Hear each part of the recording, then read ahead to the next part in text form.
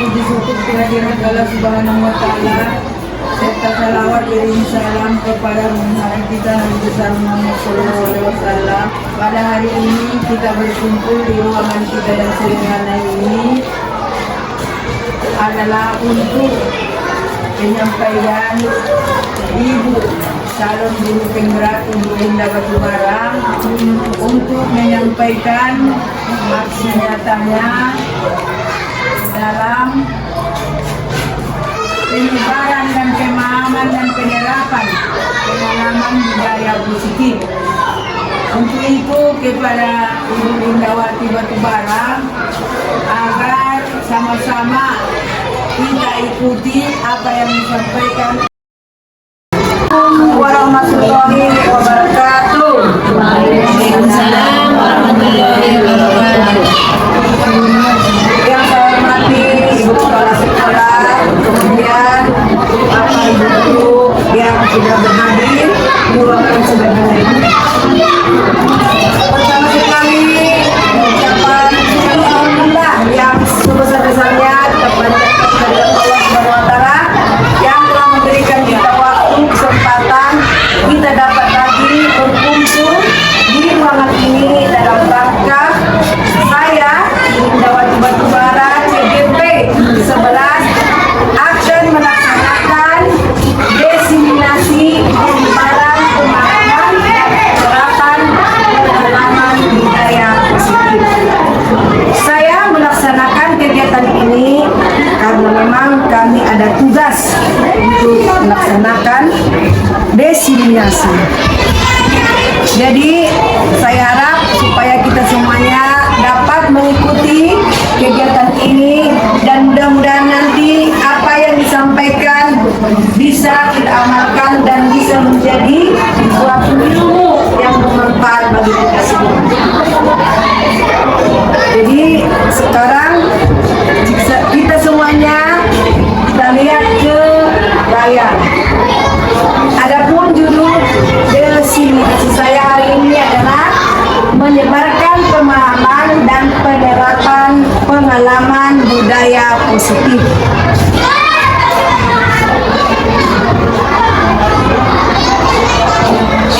Sebelumnya kita lihat dulu apa rupanya budaya positif itu. Budaya positif adalah nilai-nilai, keyakinan-keyakinan dan kebiasaan-kebiasaan di sekolah yang berpihak pada murid agar murid dapat berkembang menjadi pribadi yang kritis, penuh hormat dan bertanggung jawab. Ya, di sini ada beberapa poin ataupun materi yang akan disampaikan, yaitu yang pertama perubahan paradigma belajar, yang kedua disiplin positif, yang ketiga nilai-nilai kebajikan, yang keempat kebutuhan dasar manusia, yang kelima motivasi perilaku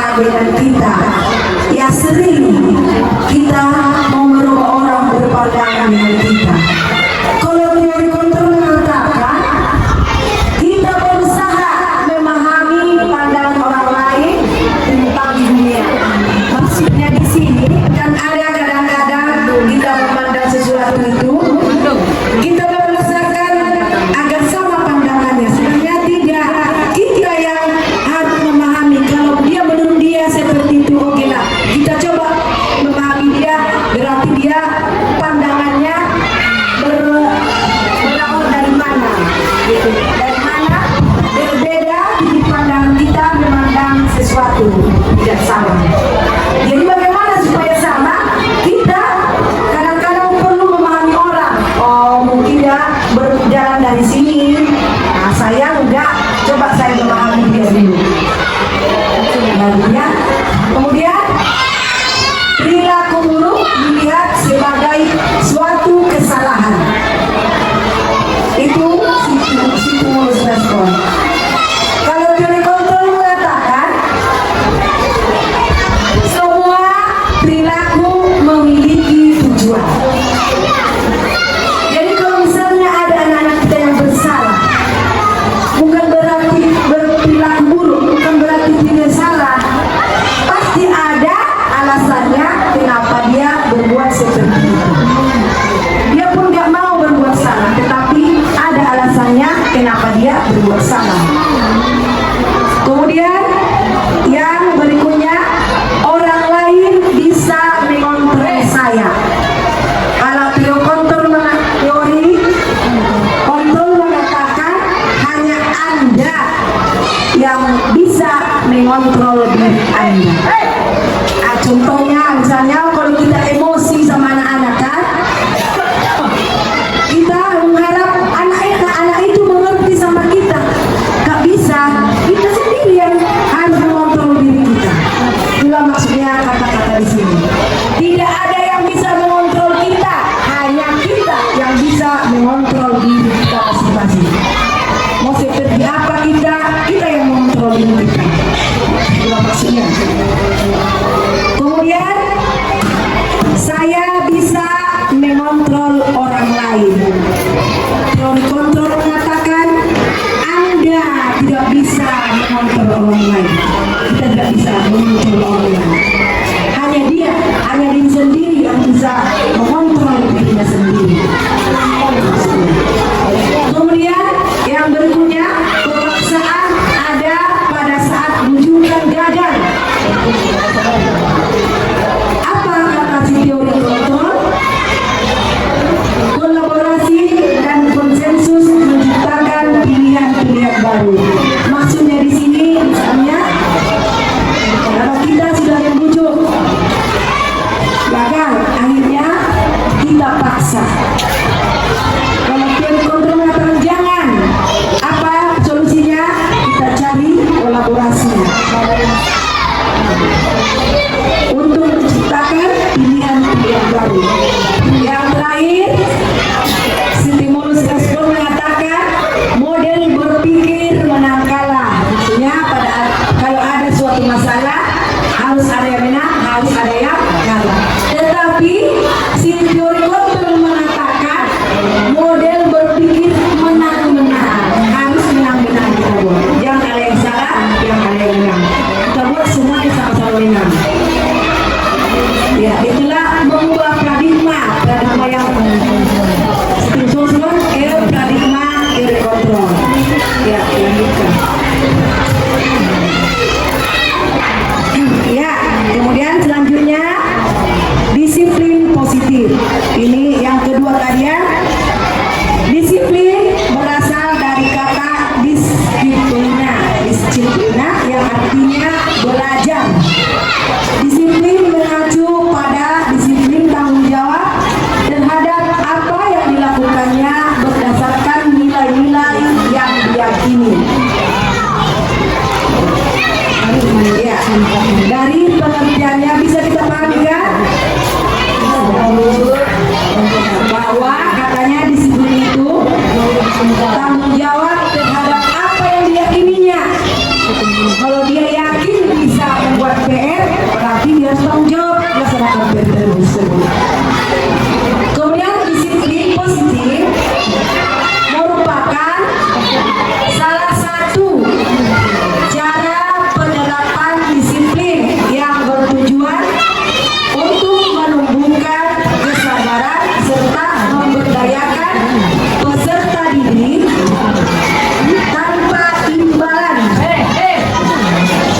atau penghargaan reward, ancaman atau hukuman.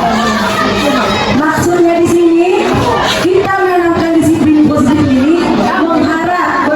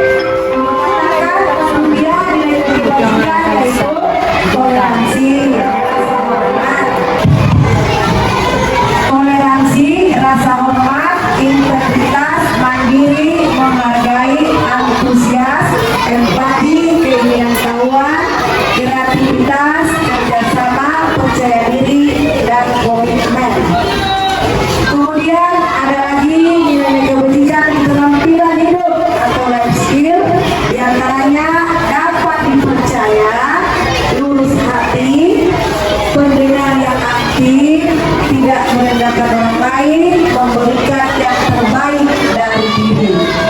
Itulah beberapa nilai-nilai kebajikan. Ada lagi ini, ada menurut banyak pendapatnya ya yang diambil di sini cuma 3 pendapat.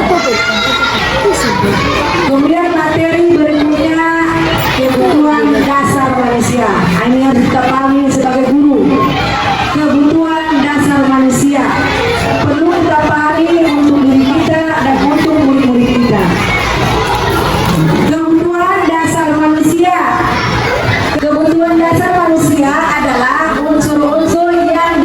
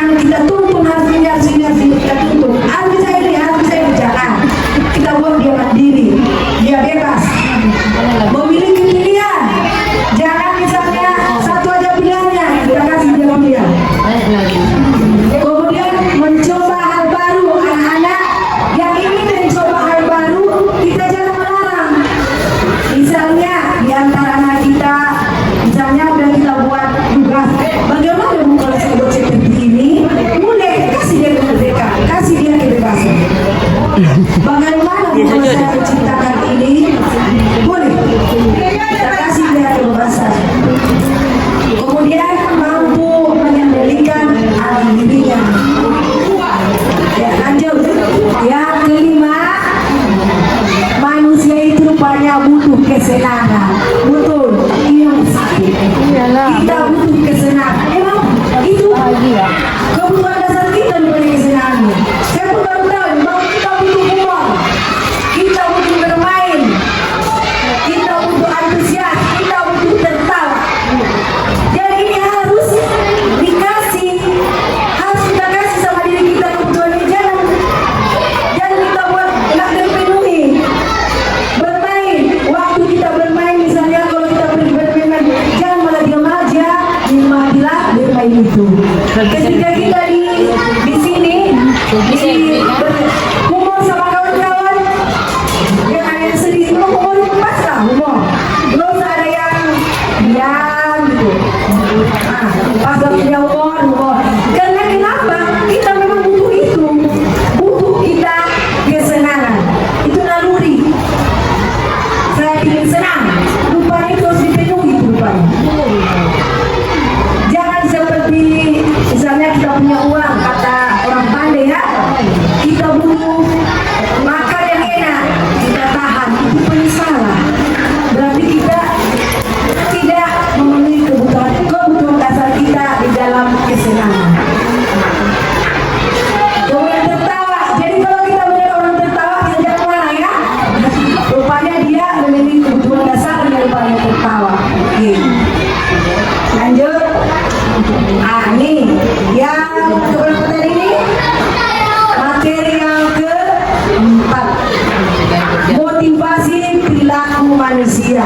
Ini pun rupanya perlu ini kita bahas ini. Motivasi manusia itu berperilaku banyak ada motivasinya. Apalagi anak-anak kita. Ini sebagai guru kita di sini ya. Yang pertama motivasi kita berbuat yang satu untuk menghindari hukuman atau ketidaknyamanan. Coba kita lihat anak-anak kita, dia mengerjakan PR, memakai seragam, motivasinya apa? Apakah menghindari hukuman atau ketidaknyamanan? Kita lihat sendiri. Dia kadang-kadang dari rumah kan, mana tuh misalnya nanti besok saya dimarahin kalau nggak pakai lengkap. Berarti motivasinya menghindari hukuman.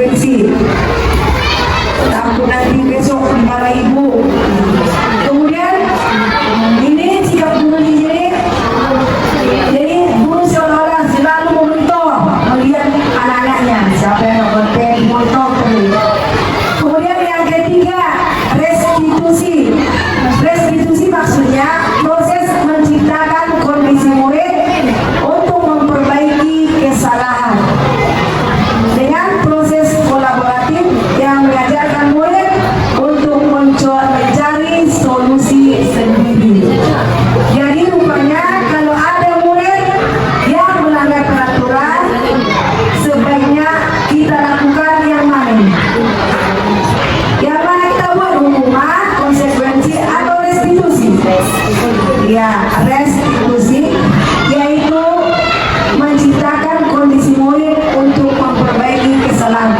Walaupun sudah ada keyakinan keras, kita seharusnya mengadakan restitusi. Ya, kemudian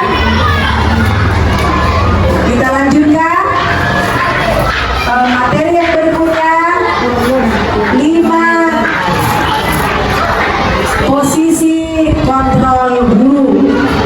Ada rupanya 5 posisi kontrol guru. Kita sebagai guru ada posisi kontrol kita. Ini ada baiknya, ada kekurangannya, nanti kita bahas sama-sama. Yang pertama, posisi kontrol guru itu kita sebagai penghukum. Yang kedua, kita membuat murid merasa bersalah. Yang ketiga, kita menganggap murid itu sebagai teman. Yang keempat, kita guru itu sebagai pemantau. Yang kelima, kita sebagai guru sebagai manajer. Ya, coba kita lihat yang tadi Maria, yang posisi ini. Di sini penghukum. Posisi kontrol kita guru sebagai penghukum, artinya ini kita membuat penghukum, artinya ini kita guru ini sebagai penghukum di kelas kita, artinya ini sebagai guru peran kita kontrol kita itu penghukum, artinya kita cari dulu posisi kita apakah sebagai penghukum. Ini contohnya nanti kita lihat ya. Kemudian pembuat bersalah, kita buat anak-anak itu kalau dia berposisi satu, kita buat dia merasa bersalah. Kemudian sebagai teman, kita dalam menyelesaikan masalah, kita anggap dia teman. Kemudian ada sebagai pemantau. Pemantau ini kita memantau dia. Kemudian sebagai manajer. Ini manajer ini artinya apabila anak-anak membuat kesalahan atau melanggar peraturan, terutama keinginan kelas, kita bantu dia.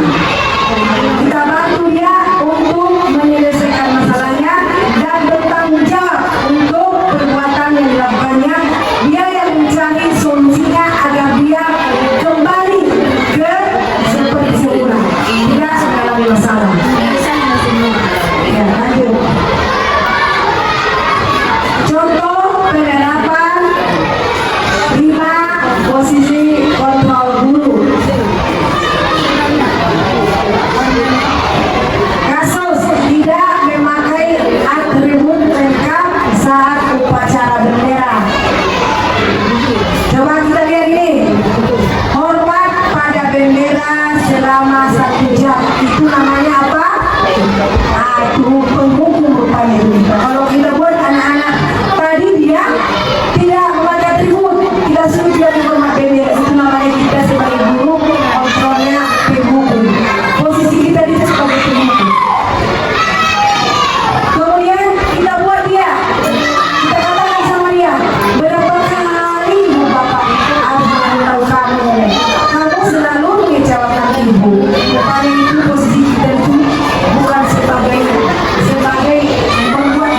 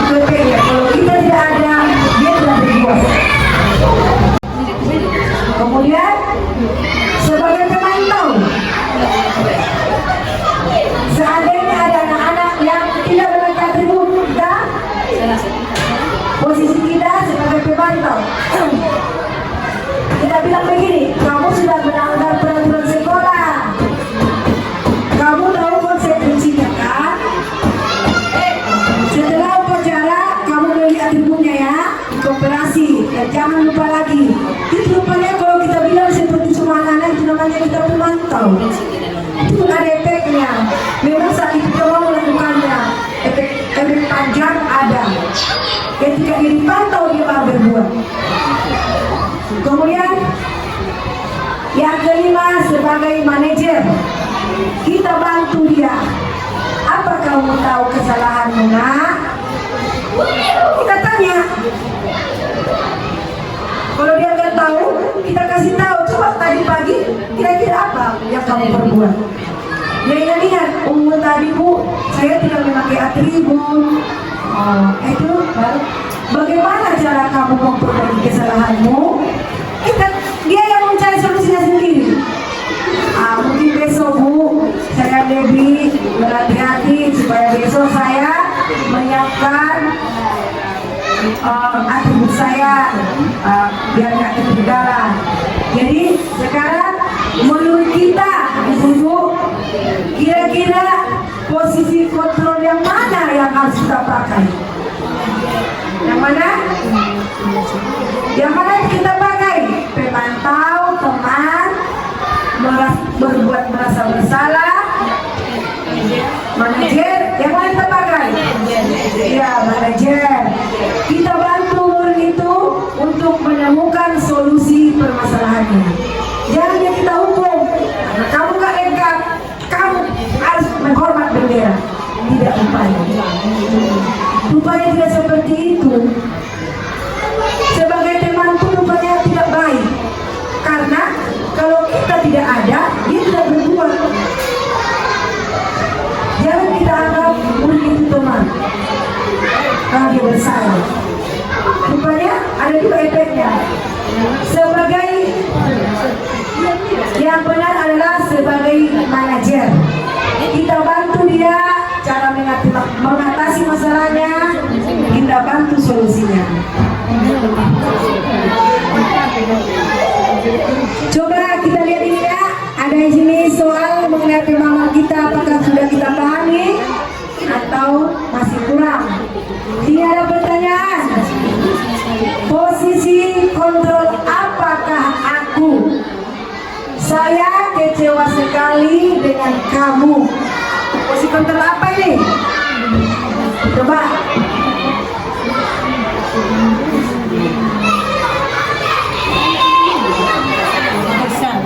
Saya kecewa sekali dengan kamu. Kira-kira di sini posisi kita sebagai apa? Ya benar. Oh coba kita lihat dulu jawabannya lainnya. Bukan. Dan selesai kan.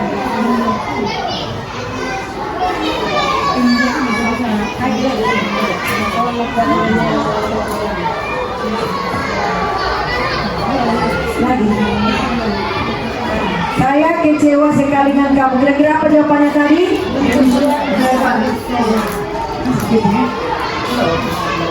Iya. Merasa bersalah. Itu pun rupanya kurang bagus ya. Saya kecewa sekali. Dia selalu merasa bersalah. Itu apa jadinya? Terbebani. Jangan kita buat anak-anak itu merasa bersalah. Lanjut. Kamu terlambat 15 menit. Apakah kamu sudah mengerti konsekuensi yang dilakukan bila terlambat? Apa posisi kita di situ? Posisi ada 5 tadi. Penghukum, pemantau, pembuat merasa bersalah, teman atau manajer. Pak? Ya benar Ibu Tita. Kita sini pemantau. Kita perhatikan, ya. 15 menit kamu tidak datang. Kita pantau. Lanjut. Jawabannya. Kemudian ada sini pertanyaan. Kamu tidak pernah benar melakukannya. Apa posisi kita di sini? Hukum. Apa posisi kita di sini?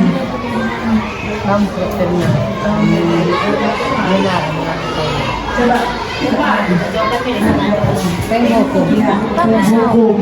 Ya, tepuk tangan untuk ibu rasa kecil. Sudah menghukum, nanti kalau mengikuti ya. Itu lah. Lanjut. Ayolah lakukan demi ibu. Apa posisi terjemah? Teman. Ya, teman. Sebagai teman demi ibu lakukanlah. Ayolah nak. Di paling ada kurang baik, ada efeknya. Kasihan ibunya. Itu kemudian Kami tidak kenal. apa rencanamu untuk menyelesaikan masalah ini? Sama Tuhan marah. Baik. Tidak. Apa kira-kira? Tidak kilo. Ya benar. Allah. Manajer ya. Selalu nama. Itulah tadi beberapa posisi kontrol. Jadi ini harus kita ketahui posisi kita di kelas bagaimananya. Kita lanjutkan. Materi berikutnya keyakinan kelas. Ini tadi sudah diperintahkan ibu kepala sekolah ya, membuat keyakinan kelas. Kemudian kebetulan ada materi yang keyakinan kelas. Ayo kita bahas sama-sama. Mengapa keyakinan kelas? Mengapa bukan peraturan kelas? Coba ada yang bisa Keyakinan atas musyawarah. Peraturan sendiri sebagai anak itu. coba Ibu Marina.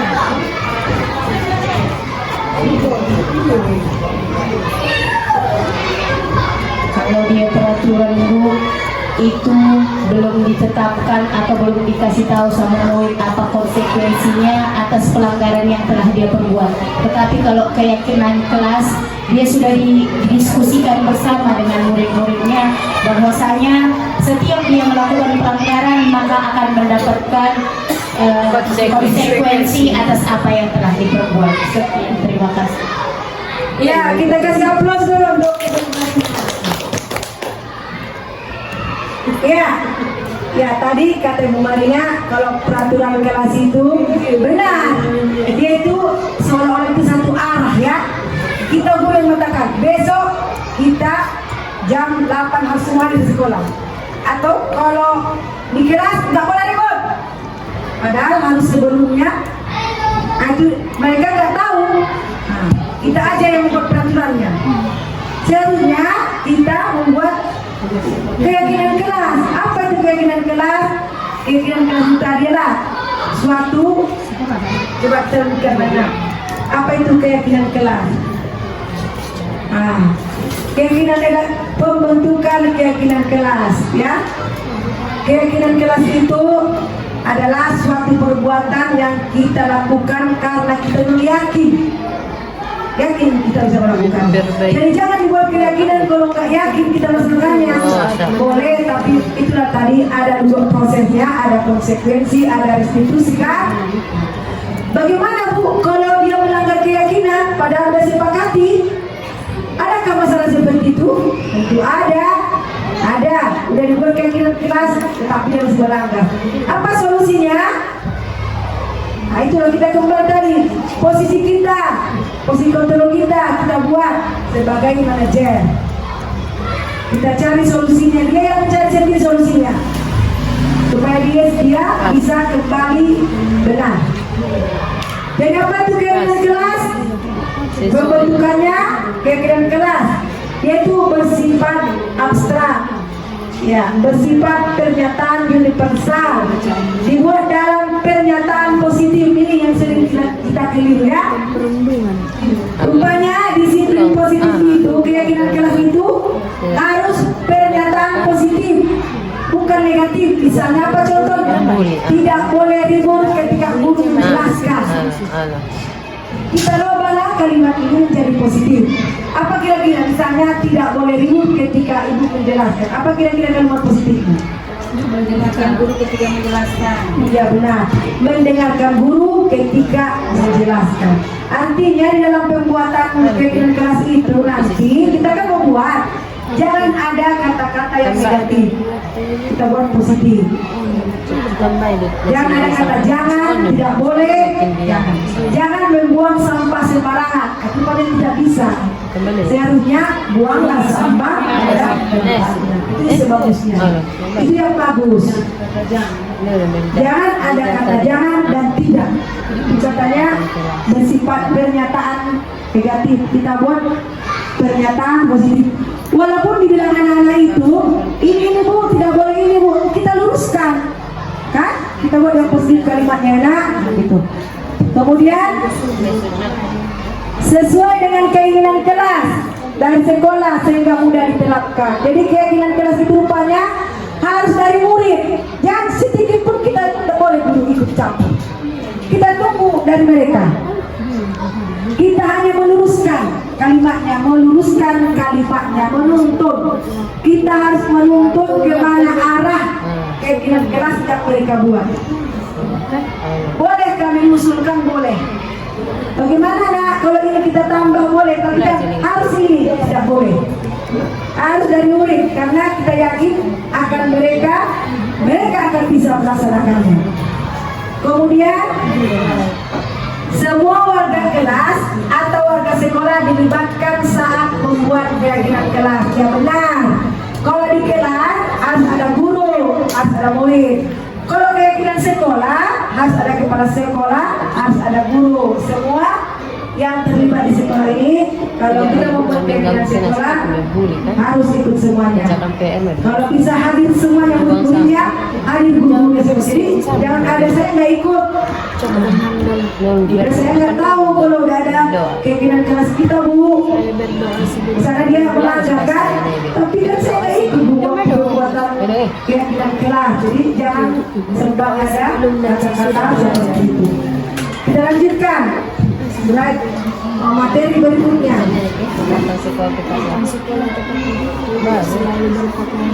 Restitusi. Ya, di sini apa itu restitusi? Restitusi adalah proses menciptakan kondisi bagi murid untuk memperbaiki kesalahan mereka, sehingga mereka bisa kembali pada kelompok mereka dengan karakter yang lebih kuat. Artinya, kalau ada murid yang bermasalah, kita buatlah dia restitusi, sehingga dia lebih kuat lagi. Dia kembali ke kelompoknya, dia kembali diterima. Kebutuhan dasarnya kembali diterima, yaitu merasa harus mendapatkan perilaku diterima. Apa itu? Belajar dari kesalahan, memperbaiki hubungan. Itulah tujuan restitusi itu. Kita harus belajar dari kesalahan dan memperbaiki hubungan, merupakan tawaran. Restitusi itu memang tawar-menawar di situ. Kita kasih tawaran kepada anak-anak apa kira-kira yang mampu dia, apa usaha dia untuk dia berbuat ke arah yang lebih baik. Menuntun, kita pun menuntun untuk melihat ke dalam diri. Kemudian pelaksanaannya fokus pada penanaman karakter, tanggung jawab pertama. Kemudian fokus pada solusi. Jadi sini rupanya di restitusi ini kita nggak boleh mencari siapa yang salah. Yang benar kita mencari solusi. Itu yang benar. Ada prinsip tadi semuanya menang-menang. Yang ada prinsip kalah menang. Harus ada semuanya menang-menang. Itu rupanya yang benar. Lanjut. Ini ada 3 tahap dalam proses restitusi, segitiga restitusi. Ini kalau di antara kita sudah ada yang membuka PMR disiplin positif, tapi sudah mengerti kita ini. Apa itu tahapan dari restitusi, segitiga restitusi? Yang pertama, menstabilkan identitas. Jadi kalau ada anak-anak yang bersalah, kita stabilkan dulu. Bagaimana caranya ini? berdasarkan prinsip membuat kesalahan itu adalah proses dari pembelajaran. Ya, bahwa bersalah itu proses itu rupanya supaya kita belajar. Jadi nggak ada orang yang benar terus. Proses. Bagaimana kata-kata yang kita ucapkan ketika anak mengalami masalah atau ketika anak melanggar keyakinan kelas, kita coba berbuat salah itu wajar. Rupanya kita harus bilang seperti itu biar dia stabil, biar dia nggak takut, biar keluar nanti ide-ide. Karena ada lanjutannya kan, kita buat dia stabil, dia nyaman, dia tenang, dia nggak merasa takut. Kalau baru nanti kita sambung apa selebihnya. Apa kata-kata yang kita lakukan, yang kita katakan, berbuat salah itu wajar. Kamu salah. Bilang seperti itu Pak, nggak boleh ya. Saya ada anak kita yang berantem.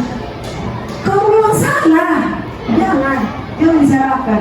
Kita bilang aja berbuat salah itu wajar. Karena kita ini bukan manusia yang sempurna. Tidak ada manusia yang sempurna.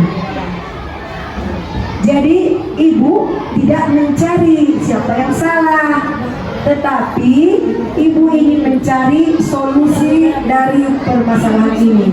Berarti solusinya yang perlu. Kemudian kamu berhak merasa begitu. Jadi ada dong apa orang berbuat salah itu hak dia bilang itu. Tapi apa kita pernah dilanjutkan prosesnya. Nah, contohnya misalnya kalau ada anak yang berantem di kelas, dicampaknya kawannya, dia berhak rupanya itu. Kenapa dia berhak? Kita cari kenapa dia berhak. Rupanya nanti temannya mencari-cari bukunya, berarti ada haknya melakukan itu. Itu maksudnya ya. Lanjut. Kemudian sesudah kita stabilkan, kita buatlah validasi tindakan yang salah. Kita benarkan tindakan yang salah tadi. Dia berbuat salah, tentu ada alasan dia berbuat salah itu. Gak mungkin dia salah berbuatnya kalau nggak ada alasannya. Jarang itu nggak ada alasan.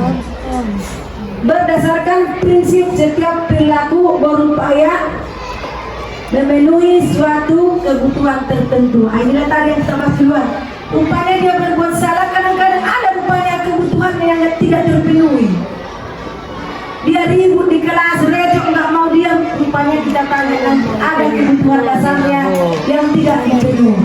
Dia butuh kebebasan. Rupanya di rumah dia nggak punya kebebasan. Dia mendapatkan resiko. Jadi tugas kita juga mengarahkan kebebasan inilah. Dengan cara kita buat dia mandiri mengerjakan ini, buat dia memunculkan ide-ide. Seperti itu. Jadi apa kata-kata yang kita ucapkan? Kamu pasti punya alasan mengapa kamu melakukan hal tersebut. Misalnya kalau dia terlambat tadi, kamu tentu punya alasan dong kenapa kamu terlambat. Kamu patut bangga. Ini padahal kamu bisa melakukan yang lebih buruk dari ini ya. Ini artinya tadi misalnya ada yang terlambat di kelas. Dia rupanya sempat dia mengkoyak kawannya. Rupanya kita buat lagi seperti kita bilang, kita memvalidasi bahwa tindakan dia benar ini masih benar tindakannya. Untung kamu masih mengkoyak. Coba kalau kamu tadi menabrak menjabak dia, memukul dia, kan lebih parah lagi kan. Dia seolah dia dibantu, dia nggak merasa bersalah dia jadi. Terus kata-kata lagi yang patut kita katakan, kamu patut bangga karena telah melindungi sesuatu yang penting buatmu. Maksudnya di sini kita katakan, untuk tadi kamu tidak jadi laki-laki. Sampai ada yang buka, ada yang ini. Kalau cuma mengkoyak, supaya masih lumayan itu. Untuk tidak kalian ada yang luka, itu ya. Terus kamu melakukannya karena mempertahankan sesuatu yang penting bagi kamu. kita benarkan, kita validasi tindakan yang salah itu. Kita benarkan tindakan yang salah itu. Rupanya begitu ya. Harus kita benarkan, kita validasi tindakan yang salah itu. Jangan, emang salah kamu? Jangan, kita benarkan dulu. Validasi tindakan salah. Kamu mau berhak melakukan itu misalnya. Ya, kita lanjut. Ada langkah ketiga.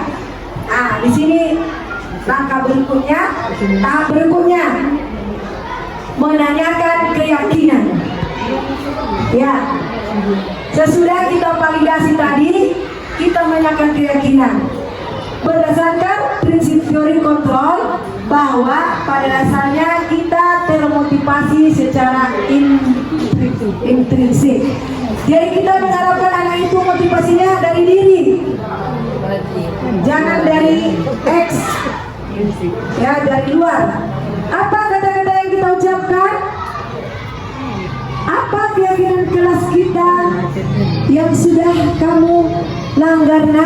Kalau kamu berbuat seperti itu, nilai apa yang kita sepakati yang sudah kamu langgar? Kemudian seperti apa gambaran sebuah kelas yang ideal menurut kamu?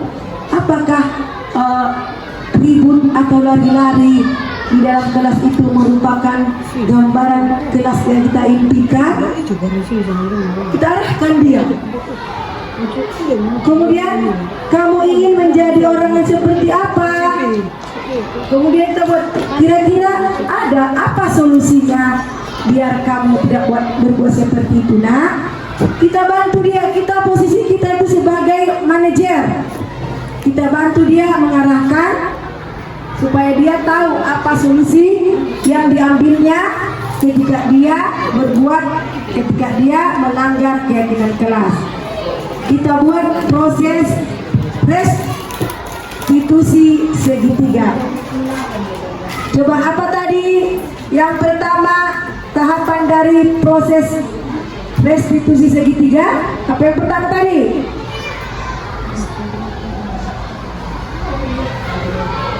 Apa tadi yang pertama tahapan dari segitiga restitusi? Ya, benar, menstabilkan identitas. Jadi yang pertama stabilkan dulu identitas. Kita stabilkan ya. Kemudian tahapan yang kedua, Validasi tindakan yang salah. validasi tindakan salah. Kita validasi, kita cari dulu, kita benarkan dulu sementara tindakannya itu. Kemudian yang ketiga, menanyakan keyakinan. Jadi kira-kira ada yang mau bertanya di sini pemahamannya? Kemudian coba kita lihat sebentar ini ya, ada tadi penjelasan.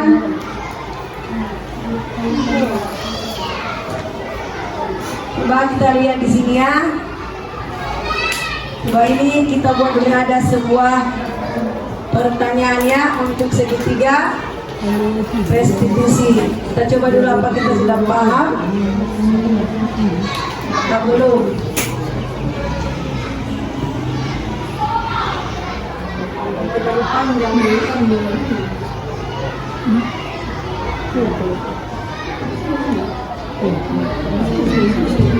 Misalnya di sini Pak Joko, Mario, Adi, Bapak tadi dengar laporan dari guru piket di kantin. Sepertinya kalian dalam masalah ya. Ada yang bisa Bapak bantu? Apa yang terjadi? Mario dan Adi. Iya Pak, tadi pada jam istirahat pagi kami main lempar-lemparan makanan di kantin. Tapi tidak sengaja malah kelempar kena wajah Ibu Dina. Kepala sekolah ketika beliau sedang berjalan, rupanya kena kepala ibu kepala sekolah. Kemudian Pak Joko, kalian main lempar-lemparan makanan di kantin kena wajah Ibu Dina ketika beliau sedang lewat. Iya Pak. Adi, ada informasi yang kamu tambahkan? Kami tidak bermaksud melakukannya, tapi kami tidak sengaja. kalian tahu kalau kalian berada dalam masalah sekarang? Iya Pak. Baiklah, Bapak di sini bukan untuk mencari siapa yang salah. Bapak di sini untuk mencari penyelesaian sama-sama. Berpikir sama-sama tentang apa yang bisa kita lakukan untuk memperbaiki situasi ini. Kalian pasti bisa kalian melakukan itu, ada alasannya ya. Pasti seru dong bermain lempar-lemparan makanan begitu. Iya Pak. Ya, Bapak bisa lihat kalian merasa senang melakukannya. Tetapi yang kalian lakukan merugikan orang lain, sehingga sekarang kalian dalam masalah. Iya Pak. Sekarang mari kita bicara tentang keyakinan kelas dan keyakinan sekolah kita. Apa yang kita percaya, yang mana yang kalian belum tunjukkan. Datang si Mario, kita harus bersikap baik satu sama lain. Adik, menghormati orang lain dan menghormati dirimu sendiri. Kalian berdua ingat dengan baik keyakinan kelas kita kembali pada ketika kalian main lempar-lemparan makanan dan mengenai Ibu Dina. Apakah ketika kalian melakukan itu kalian menghormati orang lain dan lingkungan? Tidak Pak. Tapi kalian mendapatkan rasa senang. Menurut Bapak ada cara untuk mendapatkan rasa senang tanpa merugikan orang lain? Bagaimana menurut kalian? Iya Pak. Nah, sekarang mari kita selalu mengindahkan keyakinan kelas kita. Besok kita ke kantin dan kalian bisa berperilaku lebih baik lagi. Coba pertanyaannya, kebutuhan apa yang berusaha dipenuhi oleh Mario dan Adi? Kira-kira apa kebutuhannya? Iya, kesenangan. Terus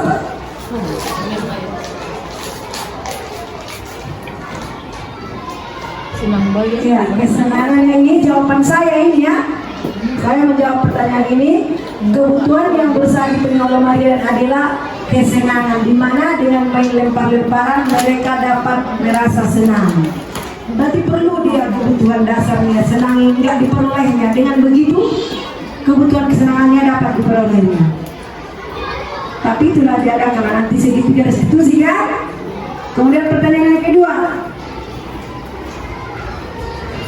dari 5 posisi kontrol, posisi mana yang dipraktekkan oleh Pak Joko? Apa? Iya, manajer. Itu kelihatan ya dari kata-kata Pak Joko. Apa disitu kata-katanya? Ya. Ya, menuntun anak-anak supaya mencari solusi sendiri. Lebih banyak. Yang terakhir, apa yang dikatakan guru dalam tahap menstabilkan identitas? Apa yang katakannya tadi?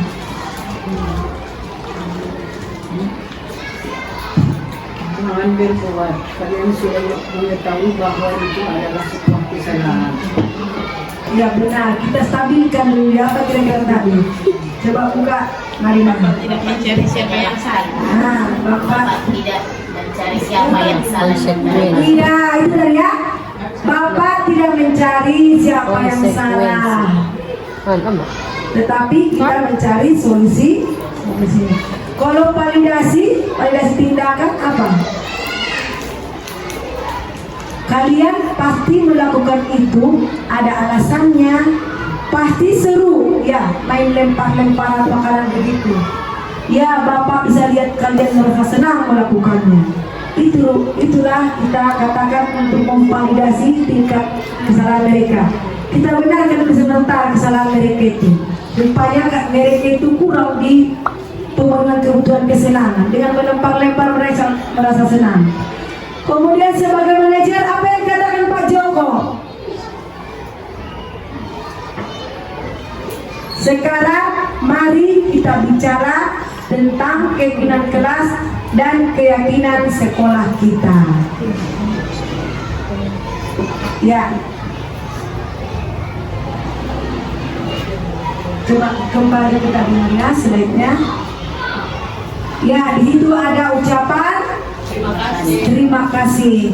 Terima kasih saya ucapkan kepada bapak-bapak, ibu-ibu, khususnya kepada ibu kepala sekolah yang telah memberi ruang kepada saya dalam melaksanakan tugas saya di dalam penyebarkan pemahaman, yaitu penemuan tugas pendidikan guru penggerak.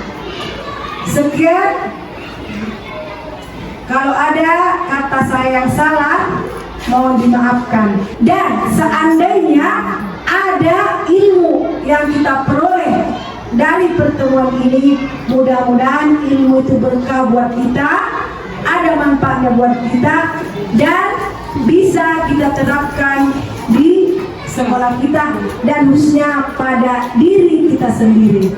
Sekian dan terima kasih. Wabillahi taufiq wal hidayah. Assalamualaikum warahmatullahi wabarakatuh.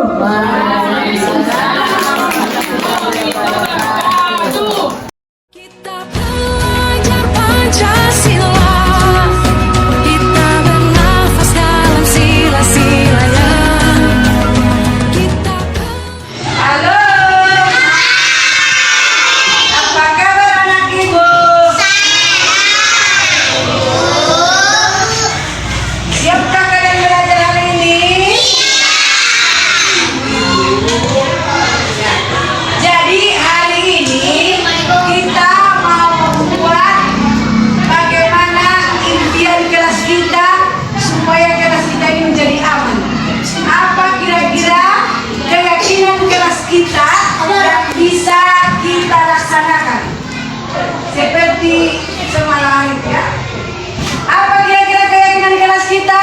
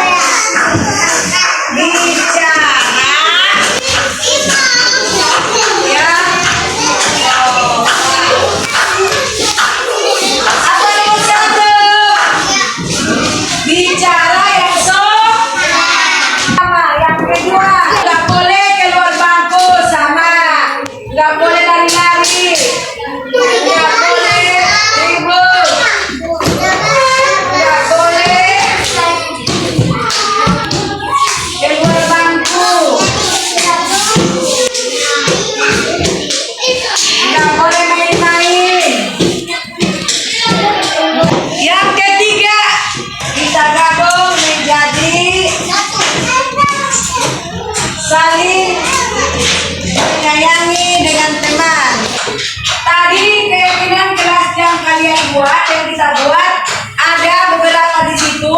Kita simpulkan menjadi 8. Menjadi berapa keyakinan keras kita? Yang pertama, bicara yang sopan. Apa yang pertama? Cara yang sopan. Yang kedua, tertib di kelas. Apa yang kedua? Yang ketiga, saling menyayangi teman. Yang keempat, memaafkan teman yang bersalah. Yang ketujuh, dengarkan penjelasan guru. Yang kedelapan, ya tertib di kelas.